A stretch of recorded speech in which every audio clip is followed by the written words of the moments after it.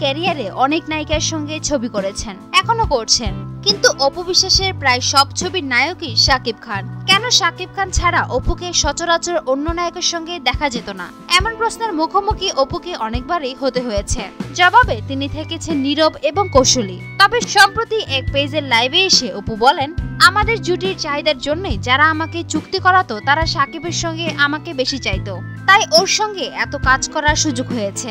তিনি আরো বলেন, আর আমি তো শাকিবের ঘরের বউ ছিলাম, তাই আমার কিছু দায়িত্ব ছিল।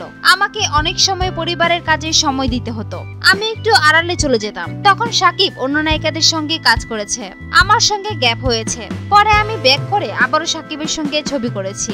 অপু আরো বলেন, তবে শাকিব ছাড়াও আমি মান্না ভাই, ইমন, আমিন খান ভাই, রিয়াজ ভাই, সম্রাটদের সঙ্গে কাজ করেছি।